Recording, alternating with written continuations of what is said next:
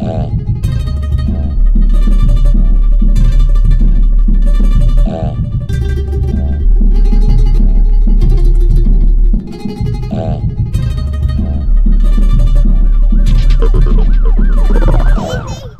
Campbell for Pound and Fighting Pride with Johnny Nelson, man. How are you?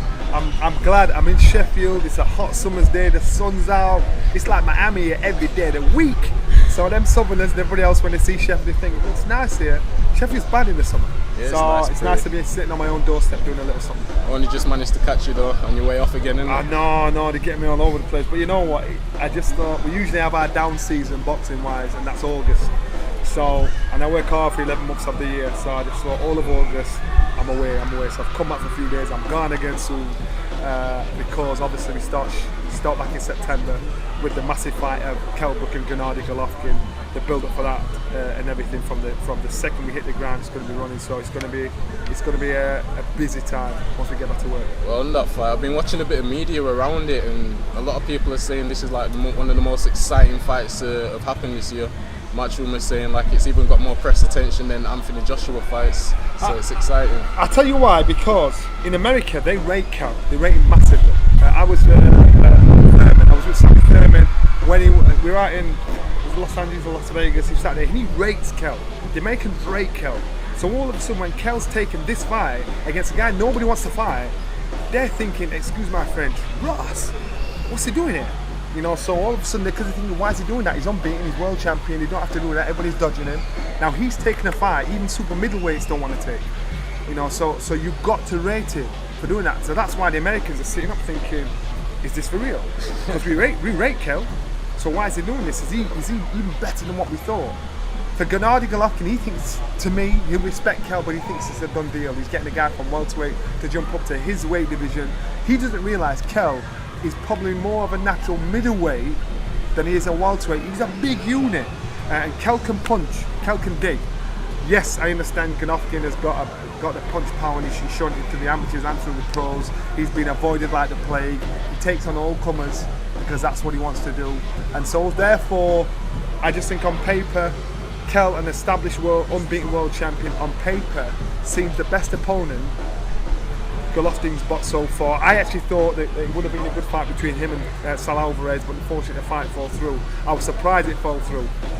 So for Kell to do this, to make sure he's got cojones, just like Amir Khan did when he boxed Alvarez, you know, and to me I thought, good shout. And I thought if Amir Khan can box and keep him on the jab, and keep moving, keep the speed going, he'll win. And in my opinion, Amir was ahead on points until that lapsing concentration for a split second when he looked down. If you look at the shot, Amir Khan's moving down the ring, he just brushes his nose like that as he looks back up again, the punch is on his way, and he's like, rah, boom, gone.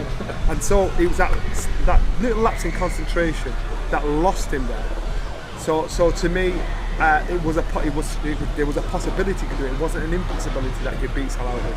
For Kell Brook, it's the same thing. We know it's a big shout, it's a big fight, but it's a possibility that Kell can beat this guy.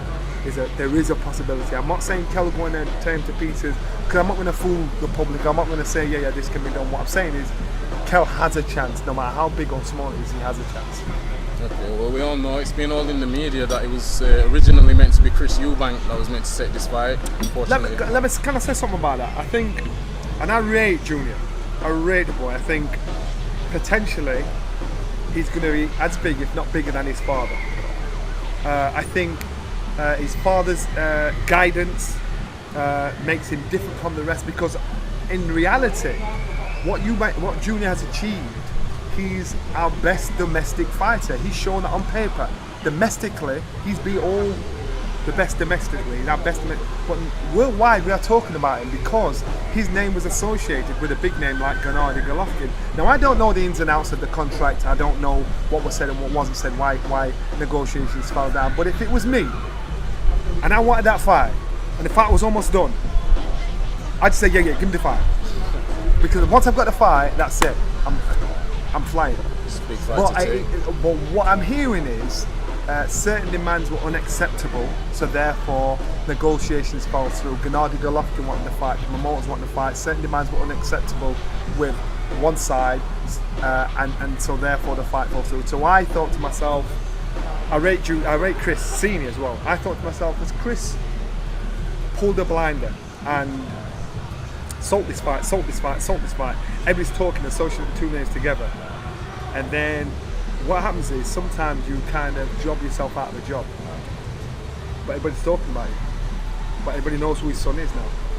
Everybody knows who Junior is. So eventually Junior will get his chance again. But I just think, was the fight ever gonna happen then? Maybe down the line, but then was it a ploy to get us to the line, get us off chomping at the bit, and then say no, that's not right. No, I want popcorn in the corner. You know what I mean? It's true, because the fight seems more interesting now that after this fight it could potentially be Chris Eubank versus one of the others. Of course, but what I'm saying to you is, when the fight was originally made, I thought that's crazy because this boy's got a lot of growing to do. This boy's got a lot of big fights out there. Why would you go up against like such a dangerous opponent when there are other guys that will get you headline news and putting it so deep from the off? Now I hear Junior is a complete animal in the ring, in the gym, you know, and I trust Chris's word when he says that, Senior's word when he says that. So I don't doubt that. I do rate Junior, but I do. The cynical side of me is saying, was it a hustle? Was it a hustle to the finish line? And then it's just to get us talking, get us speaking about it.